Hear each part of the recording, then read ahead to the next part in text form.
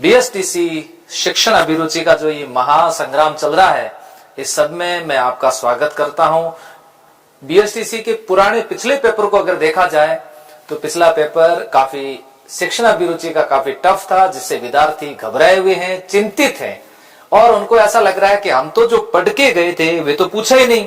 हमने पढ़ा था कि बच्चा भाग जाता है, बच्चा देरी से आता है तो क्या करना चाहिए, वे सारी नहीं पूछे। वहां अधिगम सवाल पूछे गए, मनोविज्ञान के सवाल पूछे गए, सृजनात्मकता के सवाल पूछे गए, सीसीई के सवाल पूछे गए। इसके अलावा वहां पर आरटी से संबंधित कुछ सवाल पूछे गए। तो प्यारे विद्यार्थियों, जो टॉपिक के अंदर अपने जो सिलेबस में जो टॉपिक दिए हुए उसी टॉपिक के अकॉर्डिंग तो तैयारी करो आप, और अकॉर्डिंग कोई करवाता नहीं है। सब यही पढ़ाने में लगे हुए हैं कि बच्चा भाग जा रहा है तो क्या करेंगे, कारणों की खोज करेंगे। अरे भाई, कारण कितने खोजोगे बताओ।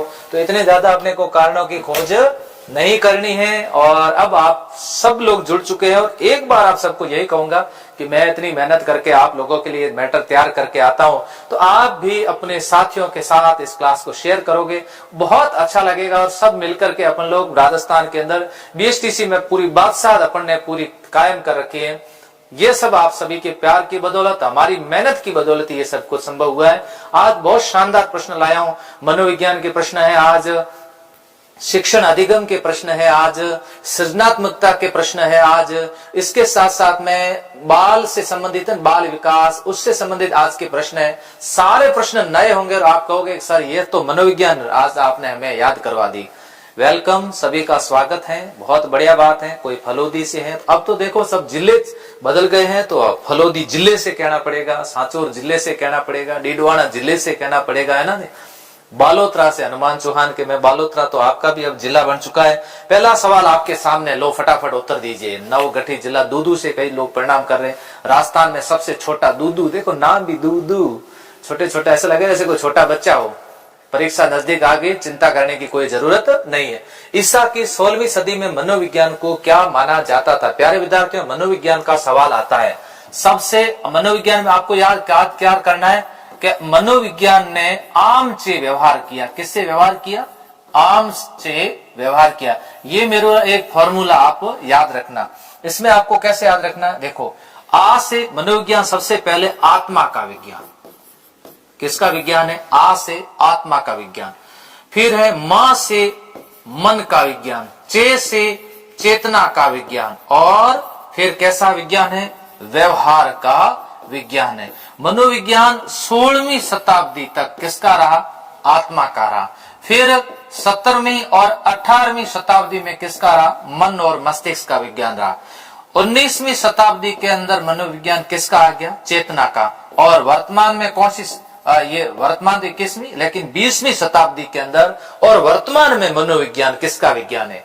20वीं शताब्दी और वर्तमान में मनोविज्ञान किसका विज्ञान है? तब आप सब कहोगे कि वर्तमान में मनोविज्ञान व्यवहार का मनोविज्ञान है। ठीक है जी।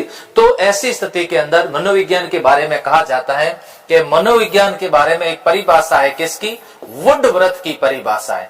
किसकी? याद रखना प्यारे विद्यार्थियों, वुडवर्थ की परिभाषा है कि मनोविज्ञान ने सबसे पहले आत्मा को खोया, मन को त्यागा, चेतना खोई, और उसके बाद वर्तमान में किसको अपनाए हुए हैं?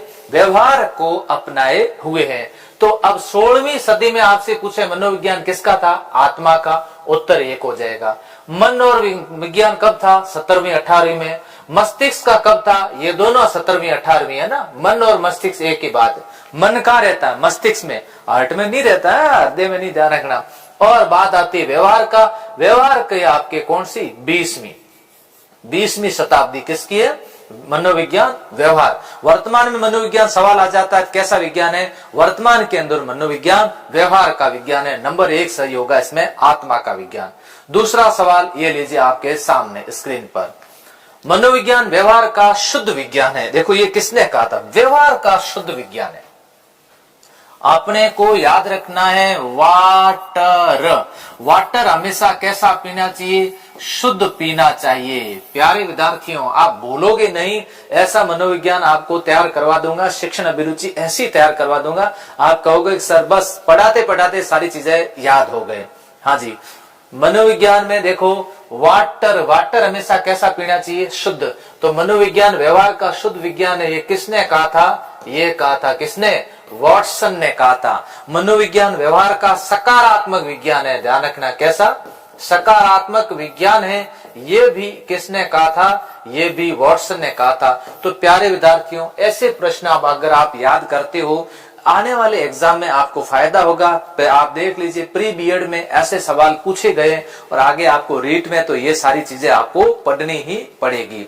बिल्कुल जगदीश हुड्डा लिख रहे हैं कि सर इसमें वॉटसन सही होगा। इससे पहले परिभाषा मैंने आपको बताई थी वुडवर्थ की। वुडवर्थ की परिभाषा ये देखो, सबसे पहले आत्मा को त्यागा, मन को छोड़ा, चेतना खोई, व्यवहार को अपनाए। ये किसकी परिभाषा? ये वुडवर्थ की। अब ये हो गया आपके किसकी? वॉटसन की। जीवन की संघर्षपूर्ण परिस्थितियों के प्रति मानव तथा पशु की संपूर्ण प्रतिक्रिया ही व्यवहार है। यस यस यस, मानव और पशु की जीवन की संघर्षपूर्ण परिस्थितियों के प्रति मानव का और पशु दोनों की प्रतिक्रिया व्यवहार है। स्किनर ने कहा, वुडवर्थ ने कहा, जेम्स ड्रेवर ने कहा या फिर वॉटसन ने कहा। ये ध्यान रखना, किसकी? ये मानव। और ये कौन है? पशु। कैसे याद करोगे? ये है आपके मानव। फिर किसकी प्रतिक्रिया? ये है पशु। मानव से कौन सा याद हो गया? जेम्स। और पशु से कौन सा याद हो गया? ड्रेवर। कौन याद हो गया? ड्रेवर। तो आपके उत्तर हो जाएगा जेम्स ड्रेवर। याद हो जाएगा ना? तो याद करने के तरीके भी आपको क्या कर रहा हूं, साथ साथ बता रहा हूं। कई लोग 3 उत्तर भी दे रहे हैं, वेरी गुड। इसका मतलब आप लोगों को जानकारी है अच्छी तरह से, वेरी गुड। आजाद परिंदा देख लो, आर्य सलुम्बर, कई लोग अच्छे अच्छे उत्तर दे रहे। इसका मतलब बच्चे बहुत मेहनत कर रहे हैं। मनशान, ओम सिंह, विशाखा बेनीवाल, वेरी गुड। धर्मराज, माँ का लाडला, माँ के लाडले तो जरूरी है। मनोविज्ञान शिक्षा का आधारभूत विज्ञान है। शिक्षा का आधारभूत विज्ञान है। किसका? देखो, मनोविज्ञान अलग है और मनोविज्ञान किसका आधारभूत विज्ञान है? मनोविज्ञान आधारभूत विज्ञान है किसका? शिक्षा का। Yes yes. अब मनोविज्ञान अध्यापकों की तैयारी की आधारशिला, ये किसने कहा था? अध्यापकों की तैयारी की आधारशिला। जिस अध्यापक को मनोविज्ञान का ज्ञान नहीं है, वे क्लास में जाकर के अच्छे से पढ़ा नहीं सकता। ऐसी स्थिति में अध्यापक को मनोविज्ञान का ज्ञान होना भी बहुत जरूरी है। तो मनोविज्ञान अध्यापकों की तैयारी की आधारशिला है। अध्यापकों की तैयारी की आधारशिला। आप है ना, नोट करो तो नोट कर देना, बाद में एक बार आप क्लास को अच्छे तरीके से देख लो, फिर वापस देख लेना। तैयारी की आधारशिला है। ये किसने कहा था? ये कहा था स्किनर के द्वारा कहा गया। 1 नंबर उत्तर जिसका भी आ रहा है उनका सही आ रहा है। बिल्कुल, पूजा का 1 नंबर उत्तर, स्टडी का 1 नंबर उत्तर, जितेंद्र का 1 नंबर उत्तर सही है, अमन पांचाल का भी 1 नंबर उत्तर सही है। इसका मतलब आप लोग सही कह रहे हो, मनोविज्ञान शिक्षा का आधारभूत विज्ञान है। कथन है किसका? स्किनर का कथन है। अगला सवाल, साइकी और लोगस है ना, मनोविज्ञान है ना साइकोलॉजी। तो ये एक शब्द होता है साइकी और दूसरा होता है लोगस। ये कौन सी भाषा के शब्द हैं? ये है आपके लैटिन भाषा के शब्द है, साइकी और लोगस। साइकी का तात्पर्य क्या होता है? लोगस बराबर अध्ययन करना। क्या करना? अध्ययन करना। अब बात आती है अपने साइकी की। साइकी का मतलब है आत्मा। मनोविज्ञान आत्मा का विज्ञान। सबसे पहले यही तो कह रहे थे कि मनोविज्ञान किसका है? आत्मा का। फिर किसका हुआ? मन मस्तिष्क का। फिर किसका हुआ? चेतना का। फिर किसका हुआ? मनोविज्ञान व्यवहार का। तो बाद में मनोविज्ञान व्यवहार का विज्ञान हो गया। वुडवर्थ ने सबसे पहले निर्माण किसका किया था? बहुत बार प्रश्न आ चुका है और ये प्रश्न आगे भी पूछा जाएगा। पिछली बार आपकी परिभाषा पूछी थी मनोविज्ञान की कि सीखना विकास की प्रक्रिया। ये पिछली बार बीएसटीसी में आया था। सीखना विकास की प्रक्रिया है, ये किसने कहा था? सीखना विकास, व से विकास, व से वुडवर्थ। मैं हर बार ये पढ़ाता रहता हूँ, रीट में जो विद्यार्थी है उनको पढ़ाते रहता हूँ। व से विकास, व से वुडवर्थ। वुडवर्थ ने सबसे पहले निर्माण किया था किसका? प्रश्नावली का निर्माण सबसे पहले किया था। 2 नंबर उत्तर जिसके भी है। कोई कह रहे साक्षात्कार, नहीं जी, साक्षात्कार गलत है। कोई उत्तर दे रहे निर्धारण मापनी, ये भी गलत है। 1 नंबर उत्तर ओम सिंह का उत्तर 1 नंबर आया है। मुझे बहुत खुशी हुई। आज तो मैं कमेंट इसलिए ज्यादा देख रहा हूं क्योंकि मुझे लग रहा है कि आज क्वेश्चन नए और नए मेरे कौन कौन से विद्यार्थी है जो इसका उत्तर दे रहे हैं। अगला सवाल, मनोविज्ञान की सहायता से अध्यापक को ज्ञान होता है। अध्यापक को किसका ज्ञान होता है? मनोविज्ञान की सहायता से। देखो मैंने अभी क्या कहा, एक अच्छा अध्यापक वही होता है जिसको मनोविज्ञान का ज्ञान होता है। बच्चे का मनोविज्ञान जान लेता अध्यापक, उसको पता चल जाता अभी बच्चा पढ़ना चाहता है, अभी पढ़ना नहीं चाहता है। तो किसका जरूरी है? बुद्धि के स्वरूप का, पठन पाठन के उपयोग का, पिछड़े बालकों की समस्या का, उपयुक्त सभी का, यह सभी बातों का ज्ञान हो जाता है, अध्यापक को ज्ञान हो जाता है। देखो बालक की बुद्धि का पता लगा लेते हैं मनोविज्ञान से आधार पर, खूब सारे टेस्टिंग उससे कर देते हैं, पठन और पाठन के उपयोग का पता लगा देते हैं, पिछड़े बालकों की क्या समस्या उसका पता लगा सकते हैं। इसका मतलब उपयुक्त सभी सही है। 4 नंबर उत्तर दिया रामकिशन शर्मा, आपका उत्तर सही। प्रथम मनोवैज्ञानिक प्रयोगशाला स्थापित की गई, यस। अब मैं बता देता हूं 1879 ईस्वी लिपजिंग जर्मनी में। 1879 ईस्वी लिपजिंग जर्मनी के अंदर विलियम वुंट के द्वारा, किसके द्वारा? विलियम वुंट के द्वारा पहली मनोविज्ञान की प्रयोगशाला स्थापित की गई। क्या विलियम मैकडूगल ने की? नहीं। वॉटसन व्यवहार संबंधित विलियम वुंट ने दी, बिल्कुल विलियम वुंट। फ्रायड ने एक सिद्धांत दिया था जिसका नाम है मनोविश्लेषणात्मक। यह सिगमंड फ्रायड का दिया हुआ सिद्धांत है। प्यारे विद्यार्थियों, ये मनोविज्ञान की संबंधित हर एक सवाल आप लिख लेना। तो मनोविज्ञान की पहली प्रयोगशाला आपसे सवाल पूछे कब हुई? 1879। कहां पर हुई? लिपजिंग में। लिपजिंग कहां पर है? जर्मनी में। इसके संस्थापक कौन थे? William Wundt. सवाल क्या है? मनोविज्ञान की पहली प्रयोगशाला विलियम वुंट के द्वारा स्थापित की गई। अब देखो प्रयोगशाला जिसने स्थापित की है वो, पहला सवाल आपके सामने, मनोविज्ञान का जनक, मनोविज्ञान का आपसे पूछ ले जनक कौन है? उत्तर क्या दोगे? अरस्तु। क्या दोगे? अरस्तु। आधुनिक मनोविज्ञान का जनक, आधुनिक मनोविज्ञान का जनक, उत्तर क्या दोगे? William James. क्या दोगे? जेम्स। अब जिसने प्रयोगशाला बनाई है वो प्रयोगात्मक मनोविज्ञान का जनक होगा। बताओ उत्तर क्या है? प्रयोगात्मक। जिसने प्रयोगशाला बनाई है ना, विकासात्मक मनोविज्ञान का जनक, विकासात्मक मनोविज्ञान का जनक जीन पियाजे। जीन पियाजे। अब देखो McDougall, William James, William Wundt. 4 number उत्तर आ रहा है आप लोगों का, देखते हैं दे रहे नहीं दे रहे। Yes yes yes, William Wundt उत्तर दे रहे हो, बहुत बढ़िया बात है, खुशी की बात है। इतना समझाने के बावजूद भी फिर 1 नंबर उत्तर कैसे आ रहा है? तो 4 नंबर उत्तर इसमें राइट होगा। व्यक्ति की सभी विशेषताएं कुछ हद तक आनुवंशिक और वातावरण कारकों का प्रतिफल है। ऐसे कुछ परिभाषाएं आपको याद करनी है, ऐसी परिभाषाएं कुछ आपको कंठस्थ करनी है। बिग और हंट की ये परिभाषा, जिसमें बिग और हंट मतलब यहां पर क्या करना, देखो ऐसे याद करना, आनुवंशिक है ना, आनुवंशिक ये कैसा है? ये किससे संबंधित है? बिग से संबंधित है। प्लस वातावरण, ये किससे संबंधित है?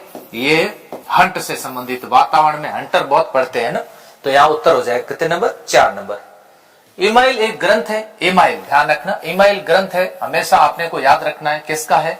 रूसो का है। ऐसे कुछ सवाल जो फिक्स है उसको क्या कर लीजिएगा, उसको रट्टा मार लीजिएगा, क्योंकि दूसरा कोई ऑप्शन भी नहीं है। प्यारे विद्यार्थियों, जहां समझाने वाली बात आएगी समझाऊंगा, जहां फॉर्मूले की बात आएगी फॉर्मूला बताऊंगा, लेकिन कुछ चीजें साथ साथ में आपको याद भी करनी है। 20वीं शताब्दी में मनोविज्ञान को माना जाता था, एक भी विद्यार्थी का गलत नहीं होना चाहिए। 16वीं शताब्दी में आत्मा, ध्यान रखना, 17वीं शताब्दी के अंदर आत्मा और मन, और 18वीं 17वीं और 18वीं शताब्दी के अंदर मन और मस्तिष्क। फिर बात आई 19वीं शताब्दी के अंदर किसको माना गया? चेतना। फिर बात आई 20वीं शताब्दी के अंदर किसको? व्यवहार। अब भी गलत करोगे तो मेरे पास में कोई उपाय नहीं है। व्यवहार का मनोविज्ञान कहने वाले कौन थे? वाटसन थे। कौन? वॉटसन ने मनोविज्ञान को कैसा विज्ञान कहा है? मनोविज्ञान को शुद्ध विज्ञान कहा है। 4 देख लो, सबके उत्तर आ रहे, देख लो। अब मुझे लग रहा है कि आप बात को धीरे धीरे समझ रहे हो। पूरा टॉपिक जो देखते हैं, हर बात को समझते हैं, उनको तो क्लास सीधी सी बात है, उसका तो फायदा उनको होता है। क्लास में आए और गए, ऐसे फिर उसको अच्छा नहीं लगता है। बाल विकास निर्भर किस पर करता है? तो बाल विकास किस पर निर्भर करता है? वातावरण पर भी निर्भर करता है, आनुवंशिकता पर निर्भर करता है, उपरोक्त तो दोनों पर निर्भर करता है। ध्यान रखना, अगर ऐसा सवाल आ जाए कि बाल विकास किस पर निर्भर करता है, दोनों पर। कई बार हम कहते हैं कि आनुवंशिकता, कि ये तो बेटा किस पे गया है?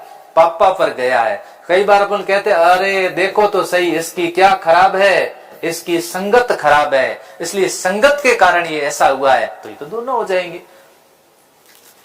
एक बाल केंद्रित कक्षा में, कैसा केंद्रित? वर्तमान मनोविज्ञान आने से कक्षाएं बाल केंद्रित हो चुकी है। वो जमाना चला गया जब कहा जाता था कि चोटी करे छम छम और विद्या आवे घम घम, वो बातें अब नहीं रही। अब वर्तमान में शिक्षक किसके लिए? बालक के लिए। पाठ्यक्रम किसके लिए है? बालक के लिए। विद्यालय किसके लिए? बालक के लिए। शिक्षा कैसी है? बाल केंद्रित है। कैसी है? बाल केंद्रित है। कई बच्चे कह रहे सर न्यू डिस्ट्रिक्ट के सवाल आएंगे। नहीं, अभी नहीं आएंगे, आप अपने पुराने पढ़ो। वैसे बीएसटीसी के अंदर करण जी के नहीं आता है ना। कक्षा एक बाल केंद्रित कक्षा में बच्चे सामान्यतः सीखते हैं शिक्षक से, व्यक्तिक रूप से, समूह से, व्यक्तिक और सामूहिक रूप से, दोनों से। Very good. बाल केंद्रित जब शिक्षा होती है ना, बच्चे व्यक्तिगत रूप से भी सीखते हैं और बच्चे सामूहिक रूप से भी सीखते हैं। पूरी क्लास एक साथ सीखती है, इसे बोलते हैं सामूहिक रूप से। अगर गुरुजी चाहे तो उनको अलग से भी सिखा सकते हैं, इसे कहते हैं हम कैसे? व्यक्तिगत रूप से। डिसलेक्सिया पता है? सीखने से, आपका एक टॉपिक है सीखना, और सीखने से संबंधित है डिसएबिलिटी, इसे बोलते हैं अक्षमता बोलते हैं इसको। ऐसी स्थिति के अंदर अगर किसी के रोग हो जाए, डिसलेक्सिया रोग हो जाए, उसको पढ़ने में दिक्कत होती है, पढ़ने के अंदर दिक्कत हो जाती है, क्योंकि वो व और ब में अंतर नहीं कर पाते हैं, प और फ में अंतर नहीं कर पाता बच्चा, म और भ में अंतर नहीं कर पाता है। ऐसी स्थिति में ऐसे बच्चे जिनको डिसलेक्सिया रोग होने के कारण पढ़ने से संबंधित दिक्कत हो जाती है, बोलने में नहीं होती, सुनने में भी किसी प्रकार की नहीं होती, पढ़ने में उल्टा पढ़ लेता है, 6 को 9 पढ़ लेता है। क्या कर लेता है? 9 पढ़ लेता है।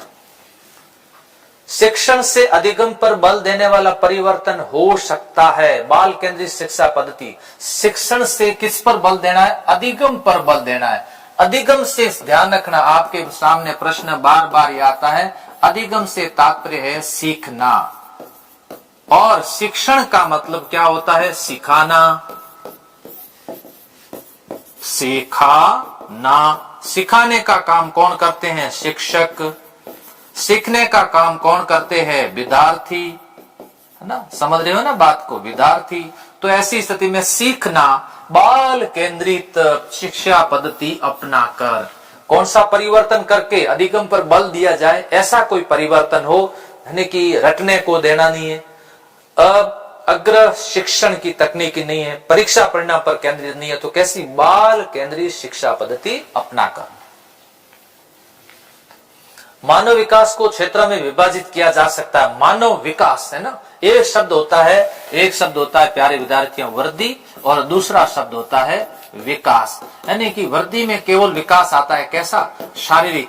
इसके अंदर मानसिक भी है, इसके अंदर शारीरिक भी है, इसमें बच्चे का सामाजिक विकास होता है, इसमें भाषात्मक विकास होता है, नैतिक भी होता है, संज्ञानात्मक भी होता है। तो ऐसी स्थिति के अंदर बच्चे का शारीरिक, संज्ञानात्मक, संवेगात्मक और सामाजिक विकास इसमें। यहाँ पर ऐसा विकास कहीं पर नहीं होता जिसको अपन बोलते आध्यात्मिक, कहीं नहीं होगा, ध्यान रखना। फिर मनोवैज्ञानिक विकास कहीं पर भी नहीं होता, ध्यान रखना, इसलिए ये गलत हो जाएगा। फिर वापस इसमें आ जाएगा आत्मिक विकास नहीं होता है कहीं पर भी। ये सारे विकास होते हैं, मैंने लिखवा दिए, देखो, मानसिक, शारीरिक, सामाजिक, भाषात्मक, नैतिक, संज्ञानात्मक, संपर्क, संवेगात्मक, इतने सारे अगर कहीं पर भी आपको लिखे हुए मिल जाए, उस पर टिक कर देना। इसके अलावा कुछ भी लिखा हो, आध्यात्मिक हो, मनोवैज्ञानिक, सब गलत है। आप छाप देना, ये सारी चीजें कॉपी के अंदर लिख देना, जैसे मैंने बोला है वैसे वैसे वीडियो वापस देख करके समझ जाना। वर्तमान में मनोविज्ञान है, बहुत अच्छा प्रश्न आ गया है, जल्दी उत्तर दीजिए।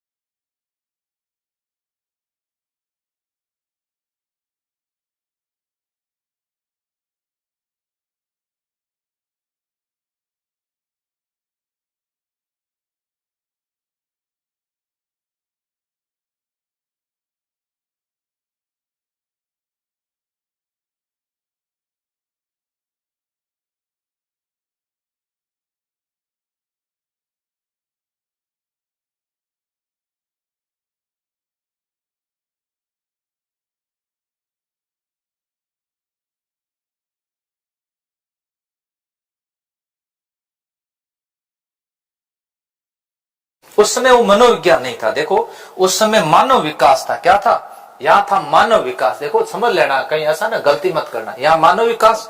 अब आपके यहाँ क्या पूछा रहता? यहाँ मनोविज्ञान, मतलब मनोविज्ञान की शाखा है। असामान्य मनोविज्ञान है, औद्योगिक मनोविज्ञान है, पशु मनोविज्ञान। इसमें भी कहीं पर भी आर्थिक मनोविज्ञान नहीं आता। कैसा? आर्थिक मनोविज्ञान नहीं आता। पशु मनोविज्ञान, बाल मनोविज्ञान, प्रौढ़ मनोविज्ञान, अंतरिक्ष मनोविज्ञान, औद्योगिक मनोविज्ञान, चिकित्सा मनोविज्ञान, कानून मनोविज्ञान, सब मनोविज्ञान। आर्थिक नहीं है प्यारे विद्यार्थियों। कैसा? आर्थिक मनोविज्ञान इसके अंदर नहीं आता है। तुम मुझे कोई भी बालक दे दो, आप चाहो उसे चोर भी बनाया जा सकता है, जज भी बनाया जा सकता है। आखिर ऐसा कैसे संभव है? ऐसा संभव है किसके आधार पर? वातावरण के आधार पर ऐसा किया जा सकता है। ये सब कहने वाला कौन है? ये सब कहने वाला वॉटसन, क्योंकि वॉटसन ने व्यवहार का विज्ञान माना।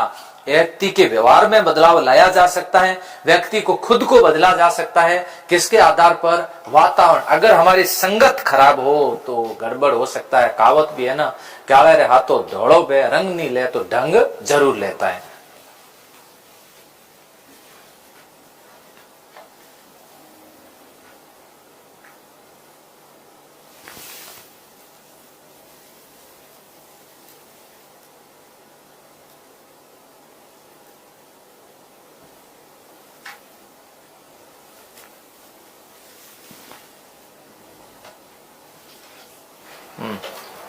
लीजिए अगला प्रश्न आपके सामने है, देख लीजिए। अगले प्रश्न में उत्तर दीजिए। अगला प्रश्न आपके सामने है, लीजिए।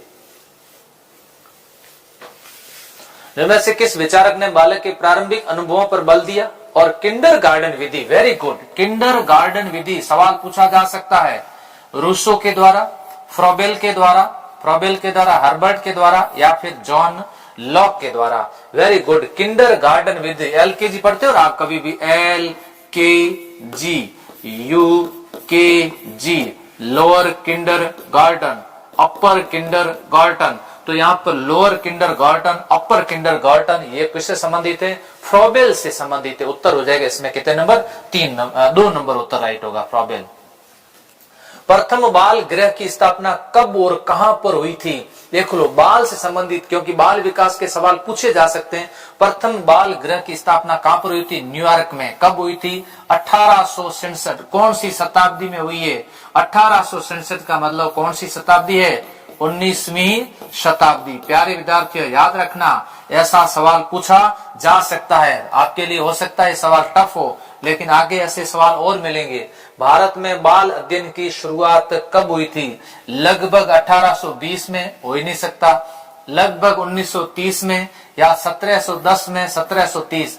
30 गलत, 1710 गलत, 1720 गलत। भारत में बाल अध्ययन की शुरुआत 1930 में हुई है। बाल अध्ययन संबंधित आंदोलन भी हुए। अमेरिका के अंदर आए स्टैनले हॉल, जिन्होंने बाल अध्ययन से संबंधित वहां पर आंदोलन किया। उन्होंने कहा कि वर्तमान की शिक्षा पद्धति को बाल केंद्रित करो। कैसी करिए? बाल केंद्रित शिक्षा पद्धति ले आओ। और ये लीजिए, the mind of the child नामक पुस्तक का प्रकाशन करवाया गया था। The mind of the child, सब बच्चों से संबंधित ये प्रेयर के द्वारा इस पुस्तक को लिखा गया। कुछ चीजें ऐसी होती जैसे ईमाइल है, ये पुस्तक है, इसको तो आपको क्या करना पड़ेगा? याद ही करना पड़ेगा सीधा। अमेरिका में चले बाल आंदोलन, वेरी गुड, बहुत अच्छा प्रश्न है। अमेरिका में बाल आंदोलन चला था, इसके जनक कौन थे? किसने कहा था किशोरावस्था तनाव तूफान झंझावत की अवस्था है, झंझावतों की अवस्था, ये किशोरावस्था के बारे में ऐसा किसने कहा था? यानी कि उनको किशोर मनोविज्ञान का जनक कहते हैं। किशोर मनोविज्ञान का जनक कहते हैं, ऐसा किसके द्वारा कहा गया था? बताओ। ये कहा तो स्टैनले हॉल ने था, और स्टैनले हॉल को किशोर मनोविज्ञान का जनक कहते हैं। स्टैनले हॉल ने ही बाल अध्ययन आंदोलन चलाया था, और इसकी शुरुआत हुई थी कहां से? अमेरिका से इसकी शुरुआत हुई थी। उत्तर होगा 1 नंबर। अमेरिका में बाल अध्ययन आंदोलन चला था कौन सी शताब्दी में? अभी आपको शताब्दी बताई थी 1800, अभी शताब्दी 17वीं शताब्दी, 18वीं शताब्दी, 19वीं शताब्दी या 20वीं शताब्दी। क्यों? क्योंकि इसमें अपन ने सवाल पढ़ा था ये वाला। अब देखो ये कौन सी शताब्दी? बाल सुधार गृह, देखो 1887 में हुआ है, तो शताब्दी कौन सी है? 19वीं शताब्दी। इसलिए उत्तर क्या देना है इसके अंदर अपने को? 19वीं शताब्दी। कैसी? 19वीं शताब्दी। जिसका भी उत्तर है उन सब का राइट है। वेरी गुड, बहुत बढ़िया। और भी विद्यार्थियों के साथ शेयर करिएगा ताकि सभी विद्यार्थी अपने इस शानदार प्रश्नोत्तरी का फायदा ले सके। यह प्रश्नोत्तरी यूनिक है।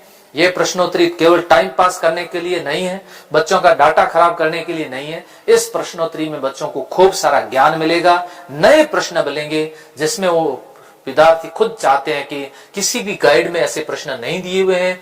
बीएसटीसी की सारी गाइडें मैंने देख ली, उसमें से सवाल आते ही नहीं है, सवाल बिल्कुल डिफरेंट आते हैं। मेरी क्लासे आप जरूर देखना, आपको निराश नहीं करूंगा, इतना विश्वास दिलाता हूं प्यारे विद्यार्थी। स्टैनले हॉल ने स्थापना की थी child study society, child welfare organisation, बिल्कुल है ना, बाल अध्ययन सोसाइटी, स्टडी सोसाइटी और वेलफेयर ऑर्गेनाइजेशन संगठन बनाए थे, इन दोनों को स्थापित किया था।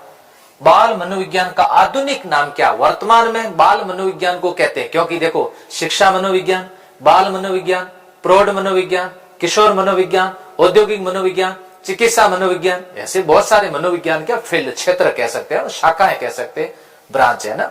इसमें से बाल मनोविज्ञान को वर्तमान में किस नाम से जानते हैं?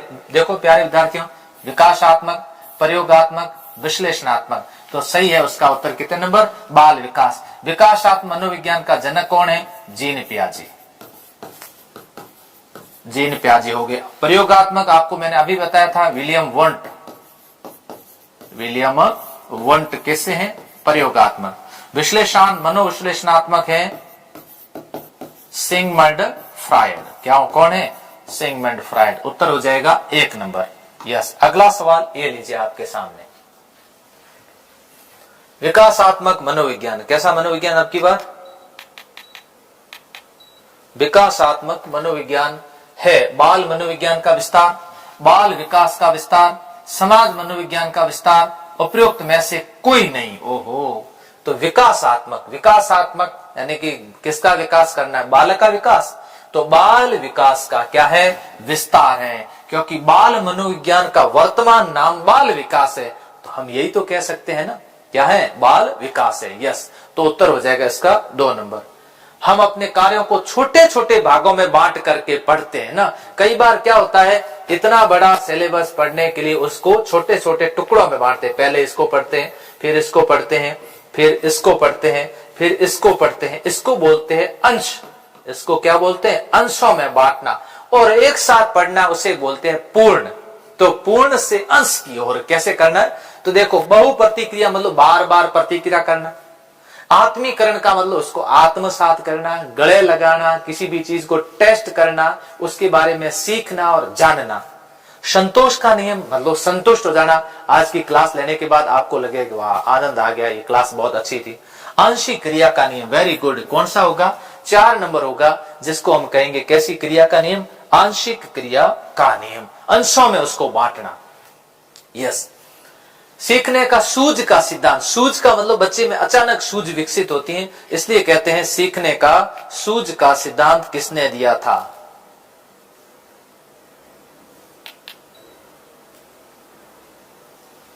सीखने में सूझ, सूझ अचानक विकसित होती है। सूझ का मतलब होता है अंतः दृष्टि कहते हैं, और देने वाले कौन थे? गेस्टोल्डवादी। गेस्टोल्ड एक जर्मन है ना, ये है ना जैसे गेस्टोल्ड, गेस्टोल्ड एक जर्मन भाषा का शब्द है। इसमें कितने लोग शामिल थे? इसमें देखो, एक तो था वर्दीमर, एक था कोहलर, कोहलर, और एक था कोपका, कोप्ता नहीं है, ध्यान रखना, कोपका। मैक्स वर्दीमर, कोहलर और कोपका, ये तीनों ने मिलकर ये संप्रदाय दिया था जिसका नाम था गेस्टोल्ड। गेस्टोल्ड का मतलब होता है पूर्ण, या फिर इसको हम बोलते हैं क्या? समग्र, किसी पूर्ण, यानी कि इसमें अंशों से नहीं, इसमें कैसे पढ़ाते हैं? पूर्ण की ओर पढ़ाते हैं। तो यहाँ पर 1 नंबर उत्तर सही होगा, गेस्टोल्ड। माता पिता, ये सारी चीजें मैंने ऑनलाइन कोर्स जो करवाया लाइव फ्रॉम क्लासरूम, बच्चों ने लिया इस बार, राजस्थान सबसे ज्यादा बिका है, तो उनको सबको पता है कि सर ने पहला टॉपिक मनोविज्ञान करवाया था, उसमें ये सारी बातें मैंने समझाई भी थी, हर बात के बारे में डिटेल से समझाया था बच्चों को। माता पिता को अपनी संतान को बुद्धू, मूर्ख आदि नहीं कहना चाहिए, क्योंकि कभी भी नहीं कहना चाहिए। और माता पिता कई बार कहते रहते हैं तू मूर्ख है, तुझे कुछ भी पता नहीं है, तैयारी करता नहीं है, शाम के समय प्रेम जी की क्लास देखता नहीं है, ऐसे नहीं करना चाहिए। बच्चे उन शब्दों को दोहरान करेंगे, वे अपने अवगुणों को ढूंढेंगे, उनमें अपशब्द भाषण की आदत पड़ेगी, उपयुक्त शब्द नहीं जी। सबसे इंपॉर्टेंट बात यह है, उपयुक्त शब्द उत्तर नहीं देना। अगर किसी को कह देते हैं तू तो मूर्ख है, तो बच्चा अपने अंदर ढूंढने लग जाता है क्या मैं वास्तव में मूर्ख हूं। किसी को कह दे कि तू मंद बुद्धि है, उसको लगता है कि क्या मैं वास्तव में, मेरे में बुद्धि नहीं है। ऐसी स्थिति में वे अपने में इन अवगुणों को क्या करने लगते हैं? ढूंढने लगते हैं। उत्तर होगा 2 नंबर। सीखने का सूझ के सिद्धांत में किस जानवर पर प्रयोग किया गया? कोहलर ने, अभी कोई विद्यार्थी उत्तर दे रहा था कि सर सूझ का सिद्धांत जो है ये कोहलर ने दिया था। तो प्यारे विद्यार्थियों, कोहलर ने एक द्वीप था जिसका नाम था कैनरी द्वीप, कैनरी द्वीप पर इस पर अध्ययन किया था। और किस पर प्रयोग किया था? चिंपांजी, चिंपांजी इसको बोलते थे वन मानुष, है ना, बंदरों पर नहीं किया था। ध्यान रखना, कहीं सवाल आ जाए ऑप्शन में चिंपांजी और बंदर दोनों, ये चिंपांजी बंदर नहीं है, बंदरों में हाई लेवल की जो प्रजाति वो है, काफी कुछ समझदार है, और ऐसी स्थिति में इनमें उत्तर होगा कितने नंबर? चिंपांजी।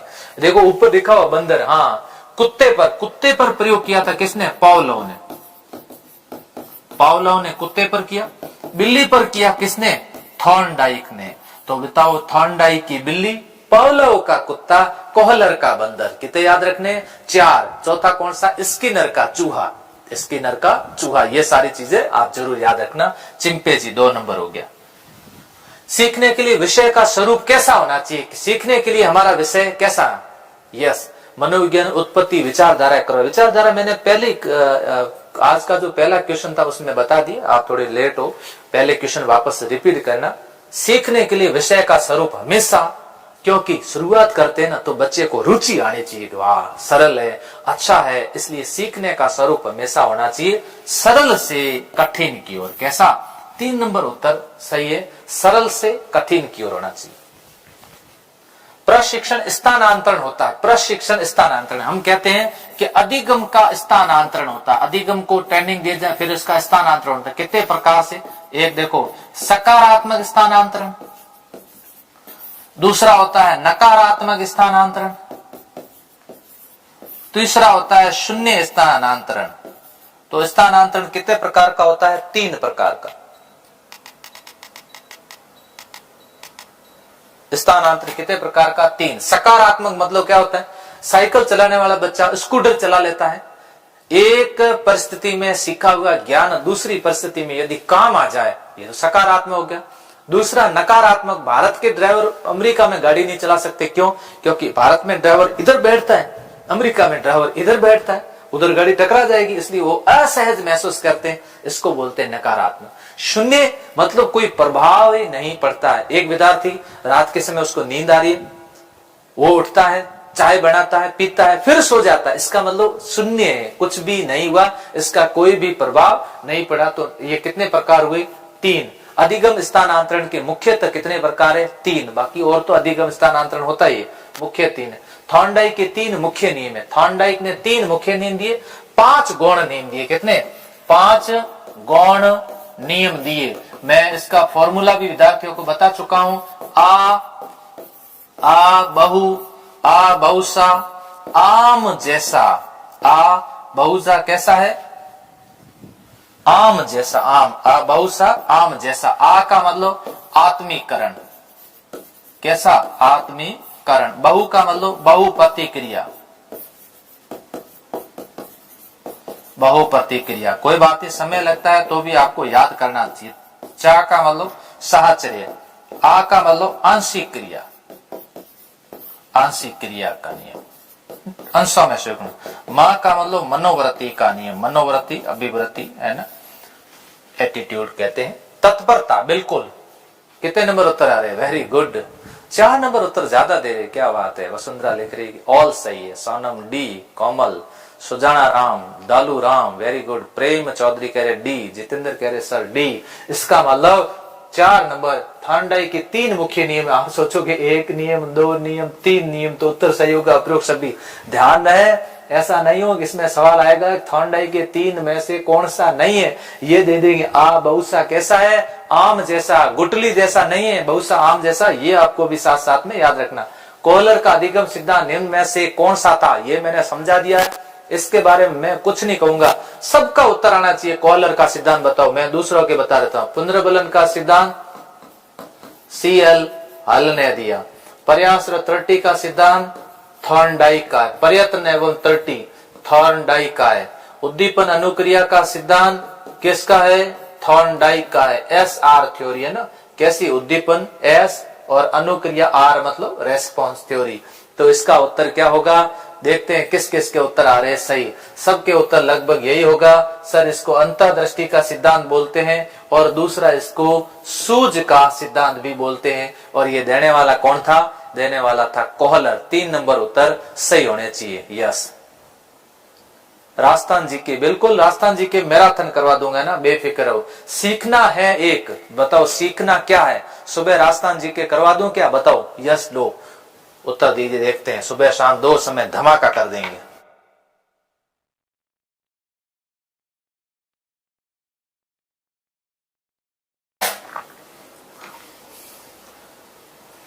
सीखना है एक परिवर्तन है, सीखना विकास है, सीखना अनुकूलन है, सीखना सभी है। सीखना परिवर्तन भी है, सीखने में बच्चों में विकास भी होता है, सीखना अनुकूलन भी है, सभी सही है। इसका मतलब सीखना के अंदर सारी बातें आती है कि हाँ साहब सीखना सभी सही है।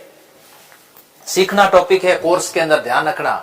सीखने संबंधित पिछली बार सवाल ज्यादा आए थे।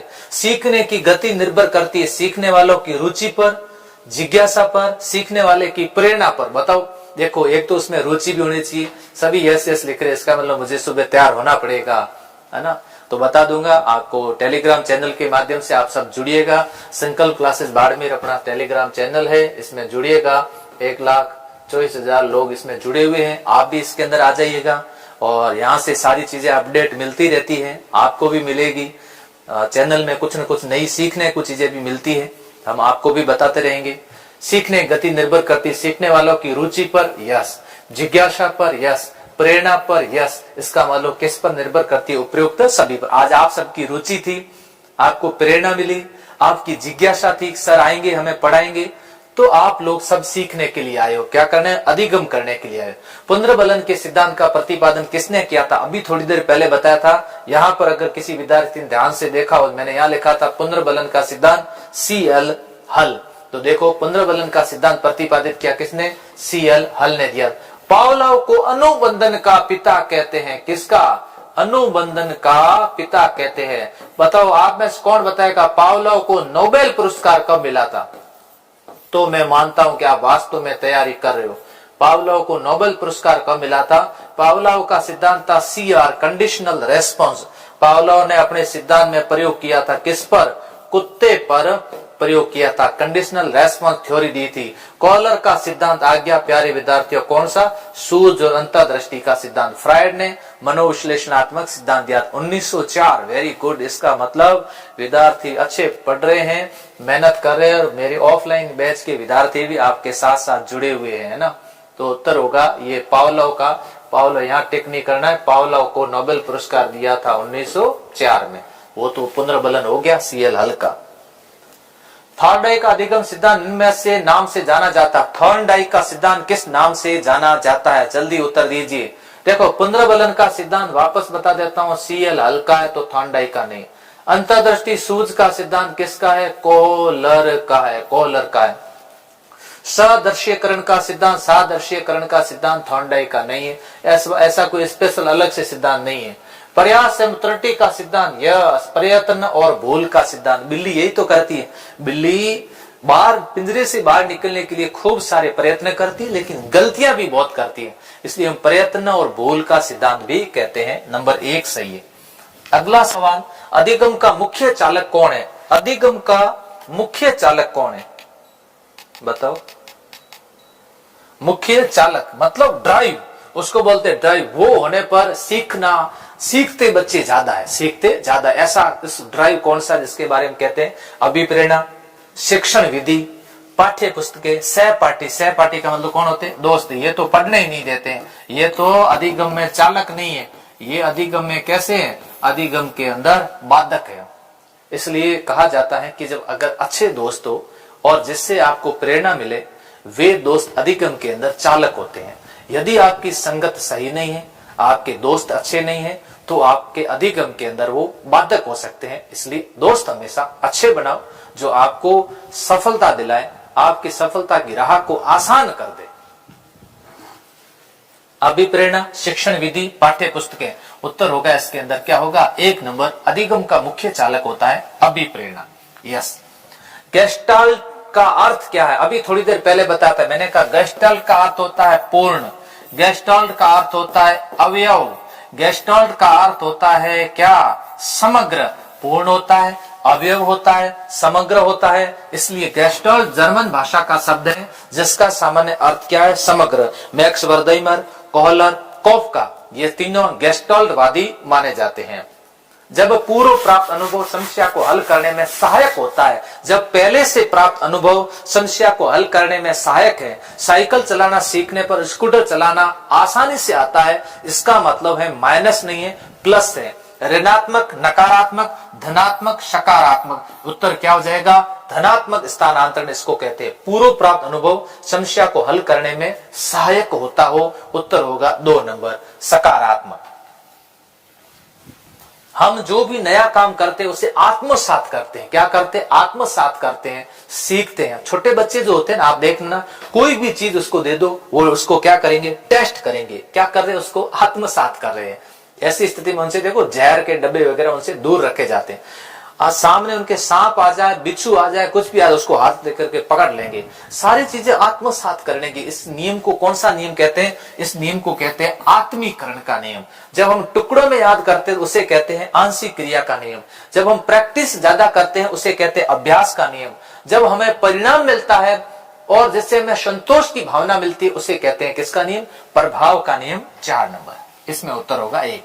सीखने का सिद्धांत आधारित है जियो और जीने दो, करो और मरो, ऐसे सिद्धांतों पर नहीं है।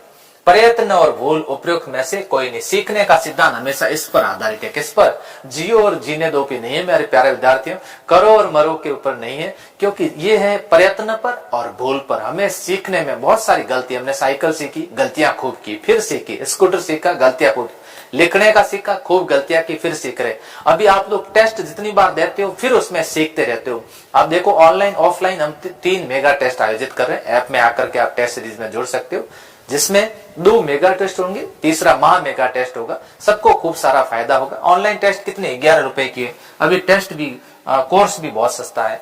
स्किनर ने प्रयोग किए थे, मैंने कहा था सबके बताना। कुत्ते का पर प्रयोग किया किसने? पावलोव ने। बंदर पर प्रयोग किया किसने? कोहलर ने, चिंपांजी ने ना, कोहलर ने।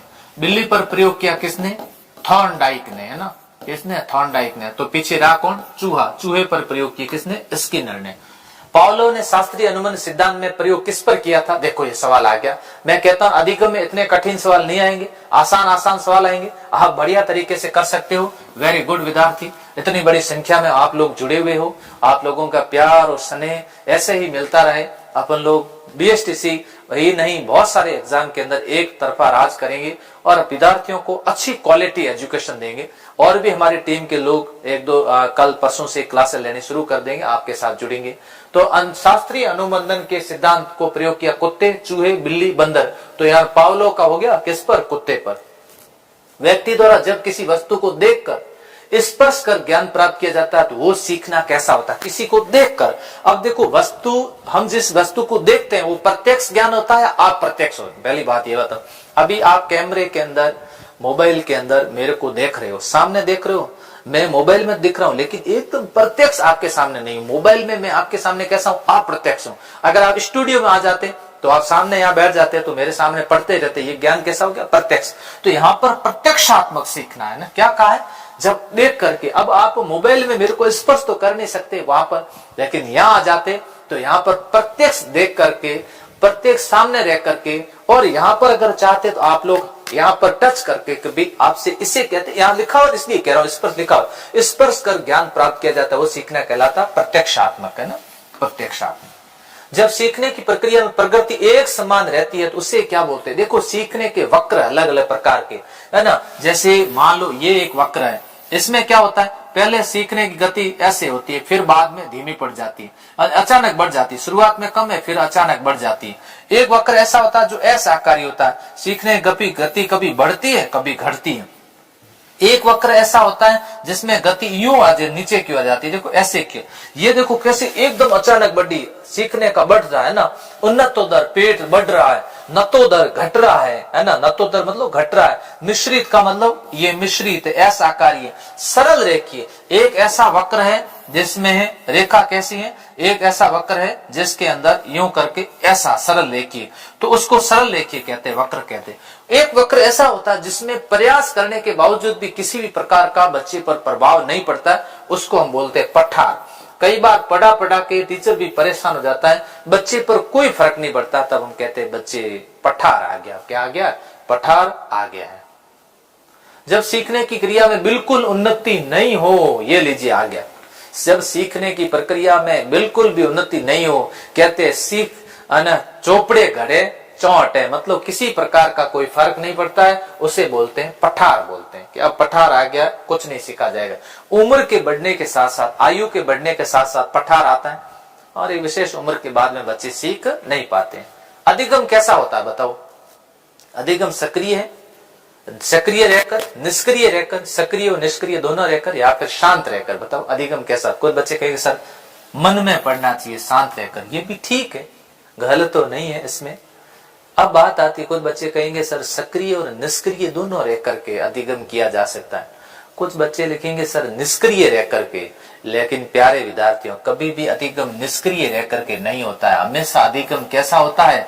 अधिगम होता है हमेशा सक्रिय होता है। जब टीचर पढ़ा रहे हैं, बच्चे नींद ले रहे हैं, अधिगम कहां से होगा?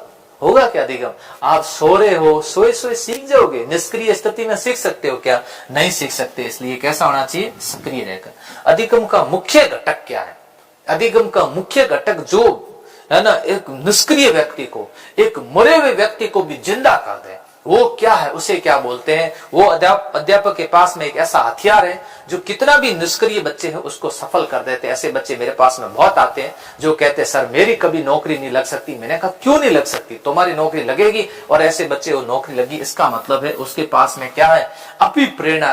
अध्यापक के पास में एक मजबूत हथियार है और जिसका उपयोग उसे समय समय पर करना चाहिए, मोटिवेट करना चाहिए बच्चों को, उनको अच्छी अच्छी स्टोरी बतानी चाहिए।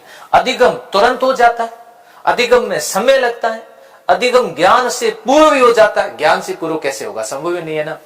अप्रयोग में से कोई नहीं, तो अधिगम तुरंत हो तो फिर बहाते क्या है। इसलिए हर बच्चा कहता है सर मुझे सीखने में समय बहुत लगता है, इसीलिए अधिगम में समय लगता है। ये आपके नहीं, हर विद्यार्थी के लगता है। अधिगम का नियम है, देखो अधिगम का रूल्स है कि अधिगम के अंदर समय लगता है। क्या लगता है? समय लगता है। अधिगम में सबसे पहली भूमिका होती है आत्मीकरण की, समायोजन की, अनुकूलन की, अनुक्रिया की। वेरी गुड, कितना अच्छा सवाल है। और ऐसे सवाल अगर आपके पूछ लिए तो मैं दावे के साथ कहता हूं कि बीएसटीसी के जो 5 लाख 6 लाख जितने भी विद्यार्थी बैठेंगे सबकी लाइट जाएगी, क्योंकि हर विद्यार्थी ऐसा पढ़ता नहीं है। हर विद्यार्थी ने क्या किया होगा, मार्केट से एक आधी गाइड खरीदी होगी और उसमें लगा होगा, कारणों में ढूंढ रहा होगा, और उसके सवाल अभी आने बंद हो चुके हैं। तो सबसे पहले हम क्या कहते हैं, उसको आत्मीकरण कहते हैं। किसे बोलते हैं? पहले सबसे पहले उसको आत्मसात करना, फिर उसमें समायोजन, अनुकूलन। अनुकूलन समायोजन लगभग एक जैसा शब्द है ना। और फिर अनुक्रिया मतलब रेस्पॉन्स करना। अधिगम का प्रमुख उद्देश्य होता आनंद प्राप्त करना। आनंद प्राप्त करना तो होता नहीं आज मैं पढ़ा रहा हूं केवल आनंद के लिए थोड़ी पढ़ा रहा हूं, समय व्यतीत करना। समय खराब करने तो मैं आज आया नहीं हूं, डायलॉग मारने थोड़े हैं। भविष्य में किसी कार्य में सहायक होना, यस सीखते हम तब है जब हमारा किसी भविष्य में कार्य में सहायक होना। और भविष्य में हमारे किस में सहायक होगा? बीएसटीसी में होगा। प्लस साइकोलॉजी मैंने आपको पढ़ाई किस में होगी? रीट में काम आएगी। प्लस काम किस में आएगी? अध्यापक भर्ती में भी आपके पावलो वगैरह सब आएंगे। आप उसमें भी मुझे धन्यवाद दोगे कि ये तो सर ने हमारे को बीएसटीसी के अंदर भी सिखाया था। ध्यान रखना। तो भविष्य में किसी कार्य में क्या होना? सहायक होना। अधिगम सर्वोत्तम होगा जब, अधिगम सर्वोत्तम कब होता है? जब क्या हो? बुद्धि होगी तब होगा, अनुशासन होगा तब होगा, अभिप्रेरणा होगी तब होगा, अभिवृत्ति तब होगा। तो अभी अधिगम का आधार, अधिगम मजबूत तब होता है, अधिगम ज्यादा कब होता है, इन सारी बातें निर्भर करती है किस पर? अधिगम सर्वोत्तम तब होगा जब क्या होगी? अभिप्रेरणा होगी। अभिप्रेरणा नहीं है तो अधिगम सर्वोत्तम नहीं होगा। उद्दीपक अनुक्रिया, उद्दीपक SR ध्यान रखना, अनुक्रिया के मध्य साहचर्य स्थापित करने वाले प्रक्रम को कहते हैं। S और R के बीच में जब हम किसी भी उद्दीपक को प्राप्त करने के लिए जब हम अनुक्रिया करते हैं तो कुछ न कुछ हम लोग सीखते हैं। क्या करते हैं? सीखते हैं। मतलब हम क्या करते हैं? अधिगम करते हैं। तो कुछ न कुछ सीखते हैं, अधिगम करते हैं। इसलिए उत्तर होगा कितने नंबर? 3 नंबर सही होगा। Yes 3 number. सर आप मेरा मार्गदर्शक हो। वेरी गुड, बहुत बढ़िया बात है सर। रोज क्लास लो। आज की क्लास की पीडीएफ, हाँ पीडीएफ इसमें मिल जाएगी। संकल्प क्लासेस बाड़मेर टेलीग्राम चैनल से आप जुड़ जाना, इसमें पीडीएफ मिल जाएगी सबको। एक बच्चा जिसकी उपलब्धि 6ठी कक्षा तक अच्छी थी, 7वीं कक्षा में उसकी उपलब्धि मतलब परिणाम क्या होता है? अचीवमेंट बहुत कम रहने लगा। वो है मंदबुद्धि बालक है। पहले बहुत अच्छी थी, धीमी गति सीखने वाला। शैक्षिक दृष्टि से अब बच्चा कैसा हो रहा है? पिछड़ रहा है। मतलब एक बच्चा था, हो सकता है उसकी संगत खराब हो गई, मंदबुद्धि नहीं है। ध्यान रखना, मंदबुद्धि होता तो 6ठी क्लास में अच्छा नहीं होता।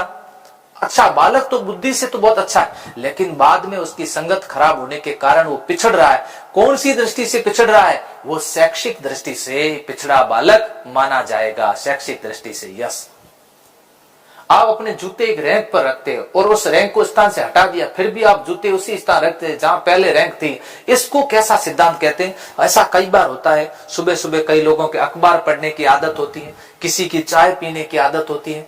8 बजते सब लोग आप इंतजार करते हो प्रेम जी सर की क्लास होगी। ये भी एक तरह का अनुबंधन है ना? क्या है ये? एक तरह का अनुबंधन है। तो यहाँ उत्तर हो जाएगा कितने नंबर? 4 नंबर हो जाएगा। इसे अनुबंधन का सिद्धांत कहते हैं। अनुबंधन का। यस। आप घोड़े को पानी के पास तो ला सकते हो, लेकिन घोड़े को पानी पिला नहीं सकते। बहुत अच्छा सवाल है। Very good. इस कोचिंग में बच्चों को भेज देते हैं पेरेंट्स, लेकिन पढ़ना तो बच्चा कहेगा मेरे पर ही निर्भर है ना, मैं ऐसे थोड़े पढ़ूंगा। तो यहाँ पर इस कहावत से संबंधित कुछ सीखने का अभ्यास का नियम। अभ्यास के नियम में क्या कहा जाता है? करत करत अभ्यास के जड़ मति होत शुद्धान। यहाँ पर तो वो होता अभ्यास का नियम, यानी कि अभ्यास करो। कहा जाता है ना कि रोटी जली क्यों, घोड़ा अड़ा क्यों, पान सड़ा क्यों, विद्या भूली क्यों? क्योंकि फेरा नहीं, क्या नहीं किया? अभ्यास नहीं किया। यहाँ पर होता है तत्परता नहीं है। घोड़े को पानी के पास लाया जा सकता है, लेकिन पानी पीना घोड़े पर निर्भर करता है। यानी कि उसमें किसकी कमी है? तत्परता की कमी है, तत्परता। अंतर्दृष्टि सिद्धांत के प्रतिपादक कौन थे? अंतर्दृष्टि सिद्धांत मतलब कि कैसा सिद्धांत? सूझ का सिद्धांत। और ये सारी चीजें अपने सामने आज के इस टॉपिक में मैंने खूब स्पष्ट कर दी, बार बार सवाल दिए ताकि आपको ज्यादा से ज्यादा ये सारी चीजें याद हो जाए। अधिगम, आदतों, ज्ञान, अभिवृत्तियों का अर्जन है। ये पिछली बार आपके अधिगम विकास की प्रक्रिया पूछा, इस बार ये पूछेंगे आदतों, ज्ञान, अभिवृत्तियों का अर्जन है। ये किसने कहा था? करो एंड करो। दिन भर करो करो करो करेंगे, व्यक्ति की आदत बन जाती है। इसलिए ज्यादा करो करो नहीं करना, इसलिए करो एंड करो याद रखना। क्या? आदत, ज्ञान, अभिवृत्तियों का अर्जन। प्रशिक्षण, अनुभव। प्रशिक्षण मतलब गेट्स, याद रखना, गेट्स है ना। मैं कहता हूं गेस्ट, गेस्ट को मैंने कैसे याद किया? गेस्ट।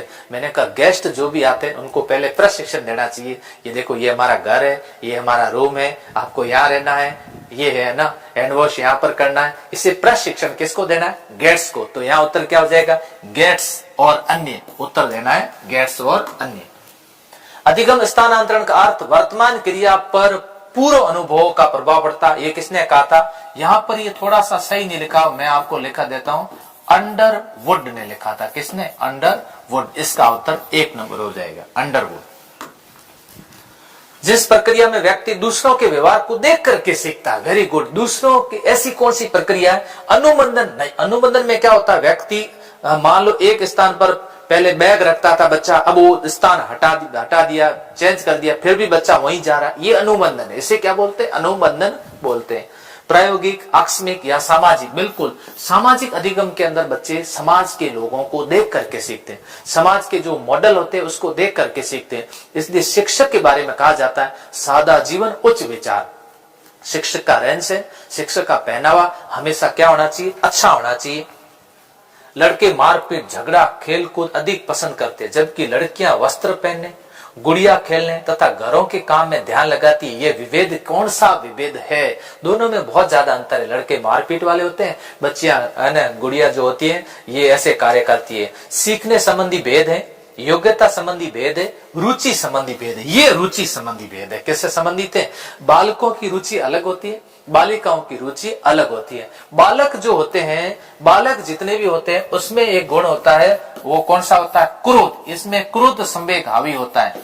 और बालिकाएं जितनी भी होती हैं, बालिकाएं, इनके अंदर एक गुण होता है, उसको बोलते हैं ईर्ष्या।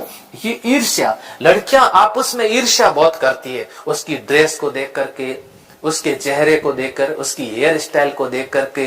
कभी लड़की लड़की का बखान करती नहीं है। इसलिए लड़कियों के बखान सबसे ज्यादा कौन करते हैं? लड़के करते हैं। अब लड़के ज्यादा बखान करते हैं तो लड़कियां उनसे प्रभावित हो जाती है। यही तो कारण है कि वो फिसल जाती है और वो लड़कों को सही पहचान उनका नहीं कर पाती है। और इधर बात आती है लड़कों की, इनको बखान चाहिए नहीं, इनको प्रशंसा चाहिए नहीं। ये तो कैसे रहते हैं? ये क्रोधी रहते हैं, मार काट करना इनका काम होता है। तो रुचि संबंधी भेद होता है। प्रतिभाशाली बालक कैसे होते हैं? जन्मजात होते हैं, जन्म के बाद होते हैं, आनुवंशिक होते हैं, कोई नहीं। प्रतिभाशाली बच्चे जो होते हैं जन्मजात होते हैं। कहते हैं ना, प्रतिभाशाली बच्चे जन्मजात होते हैं। किसी के घर में भी जन्म ले सकते हैं, किसान के घर जन्म ले सकते हैं, सामान्य से सामान्य व्यक्ति घर भी जन्म ले सकते हैं। आप ऐसा मत सोचना है कि केवल आईएएस के घर ही जन्मते, ऐसा कुछ भी नहीं है। एक बच्चा कह रहे सर मुझे जीके में टेंशन हो रही, कुछ भी नहीं हो रही, मस्त करवा दूंगा, क्या टेंशन करते हो?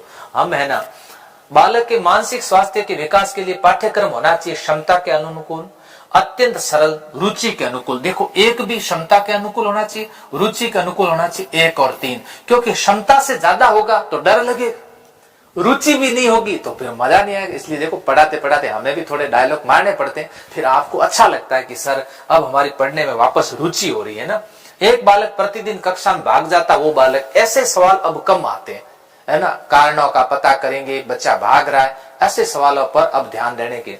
एक बालक प्रतिदिन कक्षा भाग जाता, वो बालक है कैसा बालक? प्रतिदिन भाग रहा है तो बालक कैसा बालक है? पिछड़ा बालक है, शैक्षिक दृष्टि से पिछड़ा बालक। शिक्षा में रुचि नहीं ले रहा है। छठी क्लास में ले रहा था, 7वीं क्लास में नहीं ले रहा है। यस, कोटा से राम राम। बिल्कुल पूरा राजस्थान देख रहा है, कितना अच्छा आ गया। कोरोना ने हमें बहुत कुछ सिखाया प्यारे विद्यार्थियों। अगर ये ऑनलाइन मंच नहीं होता तो आप मुझे भी नहीं जानते, मैं आपको भी नहीं जानता। आज राजस्थान में किसी भी कोने में जाते हैं, विद्यार्थियों की भीड़ रहती है। यही तो पूंजी है, यही तो हमने पाया है। प्रतिभाशाली बालक वो होता है जो माता पिता का आज्ञाकारी होता है, जो सामान्य बुद्धि बालक से सभी बातों में श्रेष्ठ होता है। यस, माता पिता के आज्ञाकारी तो होते हैं, लेकिन वो सामान्य बुद्धि बालक से सभी बातों में कैसा होता है? श्रेष्ठ होता है। इसलिए उस बालक को प्रतिभाशाली बालक कहते हैं। उसकी बुद्धि लब्धि 80 से नम नहीं, उसकी बुद्धि लब्धि 140 से कैसी होती है? अधिक होती है। 140 से अधिक होती है। अगला सवाल उत्तर दो, फटाफट पढ़ो।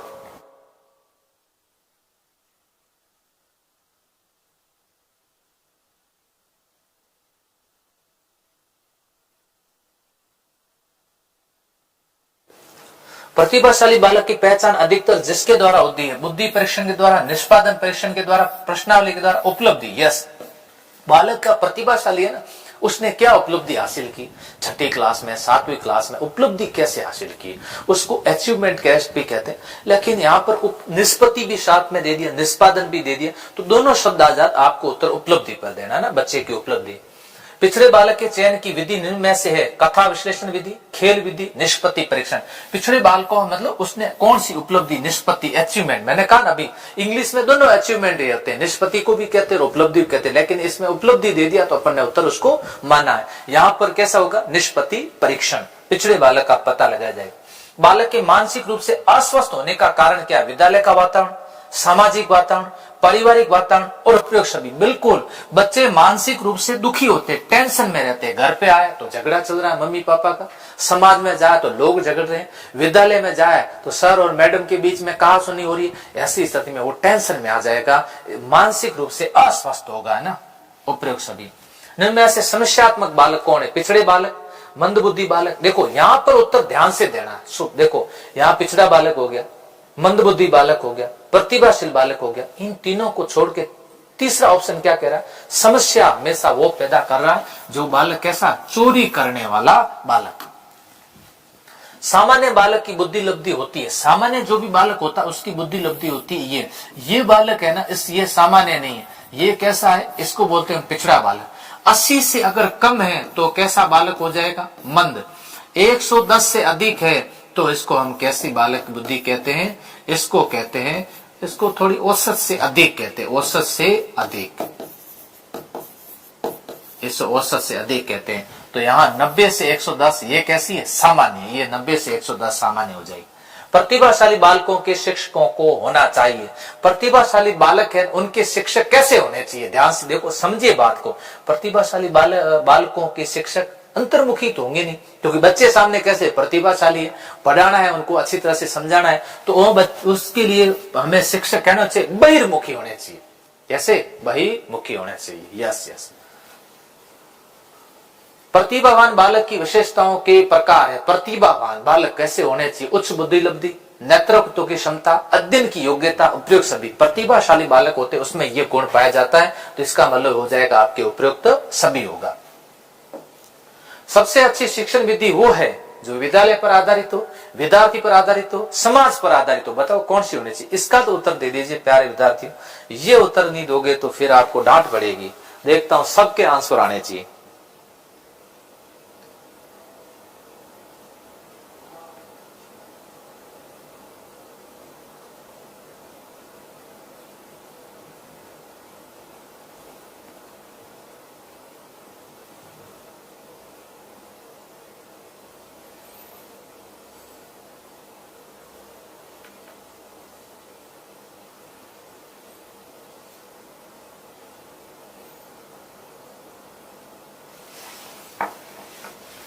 बताओ क्या उत्तर दे रहे हो? बी दे रहे हो। वेरी गुड, सबका उत्तर आ रहा है सर। विद्यार्थी आधारित होनी चाहिए, बहुत बढ़िया बात।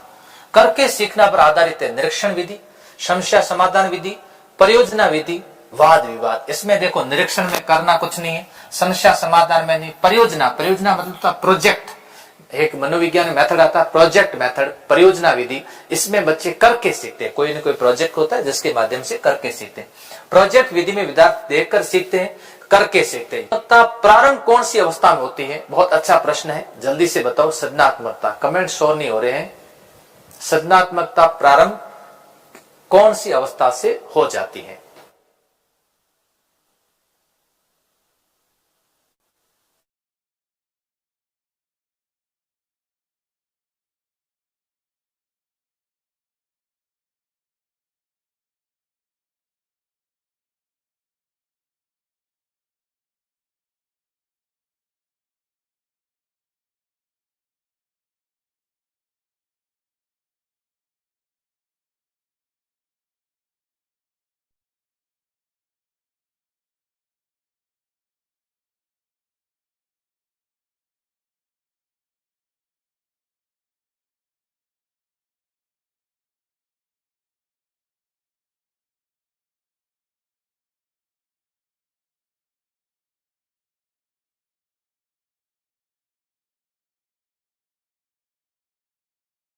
इसका लोप होने लगता है। अधिक नियंत्रण अनुशासन में, अधिक नियंत्रण और अनुशासन रखने से सृजनात्मकता का धीरे धीरे क्या होने लगता है? लोप। मतलब इसमें अनुशासन ज्यादा है, बच्चे पर हमने नियंत्रण ज्यादा कर दिया, ऐसी स्थिति के अंदर उसमें लोप होने लगता है।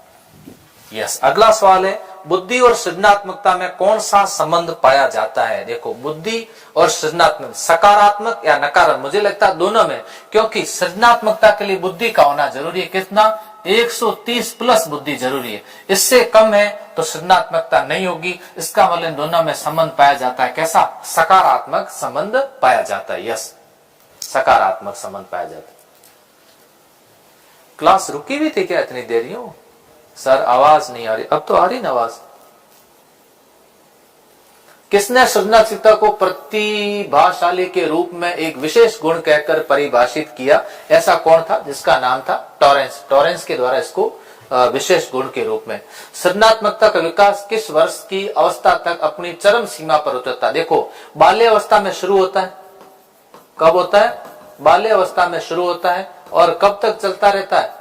30 वर्ष की आयु में। कब? 30 वर्ष की आयु तक चलता रहता। उत्तर होगा कितने नंबर? 2 नंबर उत्तर इसमें राइट होगा। यस, 30 वर्ष की आयु तक चलता है तो 2 नंबर उत्तर इसमें राइट होगा। सृजनात्मक के विकास में वातावरण संबंधित कारकों का महत्वपूर्ण स्थान है। ये कथन किसका है? लेहमैन का है, डेनिस का है, डेल्टा का है या हैरिसन का है? देखो, ऐसे कुछ सवाल है जिसमें आपको क्या करना है, 81 को रिपीट करो, मैं कर दूंगा। ऐसे कुछ प्रश्न जिसमें आपको जैसे लेहमैन, डेनिस, डेल्टा, हैरिसन, सीधा उत्तर देना है। सोच, मैंने क्यों कहा था कुछ चीजें आपको याद भी करनी पड़ेगी। ये याद इसलिए नहीं, मैंने इसलिए नहीं कहा था कि इसमें कुछ चीजें कंठस्थ नहीं करवा सकते। मैं बार बार बोलूं आप याद करो, ऐसे कंठस्थ नहीं करने। आपको खुद को इसको सही तरह से समझना। एक बालक सामान्य वस्तु से नए नए उपयोग करता है, यही तो सृजनात्मकता। एक बालक नए नए उपयोग करता है, उसको हम क्या बोलते हैं? सृजनशीलता। प्रतिभा नहीं, कलात्मकता नहीं, सृजनशीलता। याद रखना है ना। एक और सवाल आगे वाला देखना। एक बालक असंभव प्रतीत होने वाले कल्पनाएं करता है, क्या कहेगा? उसके प्रश्न सुनो। बालक कहेगा, सर यदि घरों के नीचे पहिए लग जाए, ये असंभव वाली बात की। बालक कहेगा, सर मनुष्य के पंख लग जाए, असंभव वाली बात कही। बालक कहेगा, सर हमें भूख नहीं लगे तो क्या होगा? असंभव प्रतीत होने वाली बात कही। ऐसी कुछ बातें असंभव प्रतीत होने वाली करें तो वो बालक कैसा है? सृजनशील बालक है। कैसा? उसको सृजनशील बालक कहते हैं। एक बालक अनुपयोगी प्लास्टिक थैलियों से कलात्मक वस्तु बनाता है। अब बताओ, अनुपयोगी घर पे प्लास्टिक थैलियां थी और उससे बढ़िया तरह से कलात्मक वस्तु बनाता है, इसको भी हम क्या बोलते हैं? सृजनशीलता बोलते हैं। सृजनशीलता बोलते हैं। एक बालक अनुपयोगी सुंदर पेंटिंग बनाता, देखो वस्तुओं से सुंदर क्या बना रहा है? पेंटिंग बनाता है, इसको भी सृजनशीलता कहते हैं। सृजनशीलता कहते हैं। ये सवाल रिपीट हो गया है वापस, इसलिए मैं इसके आगे बढ़ता हूं। 58 नंबर पर अपन डिस्कस नहीं करेंगे। ये सवाल आ गया है, आप लोग देख लेना। ये वेरी इंपॉर्टेंट है, इसको आप पढ़ लेना, क्योंकि सृजनात्मकता में कैसा चिंतन पाया जाता है। सृजनात्मकता जैसी होती है उसमें चिंतन पाया जाता है, कैसा? अपसारी चिंतन पाया जाता है। यस, सृजनात्मकता के अंदर सृजनात्मकता का एक भी सवाल आपका छूटना नहीं चाहिए, गलत नहीं होना चाहिए।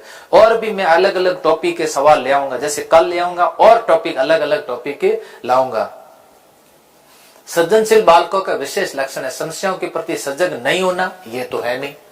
गतिशील चिंतन का अभाव, ये भी नहीं है। प्रबल जिज्ञासा, समायोजन के प्रति जागरूक नहीं होना, ये भी नहीं है। इसका मतलब प्रबल जिज्ञासा का होना, ये लीजिए प्रबल जिज्ञासा का होना। और बताओ साहब, आप सभी को बहुत बहुत धन्यवाद, आभार कि आपने इतना प्यार और इतना स्नेह दिया। सभी को बस यही कहना चाहता हूं कि सब लोग जुड़े रहना। आपको आज की क्लास कैसी लगी कमेंट करके जरूर बताना, इसलिए हमें भी प्रेरणा मिलती है और हमें धन पूंजी कुछ भी नहीं चाहिए। और आप लोग अगर अभी तक नहीं जुड़े हैं तो संकल्प क्लासेस बाड़मेर टेलीग्राम चैनल के साथ में जरूर जुड़ जाना। आप सभी को शुभ रात्रि, पढ़िएगा, मस्त रहिएगा, आनंद के साथ रहिएगा और इस क्लास को वापस भी एक बार जरूर देख लेना। धन्यवाद।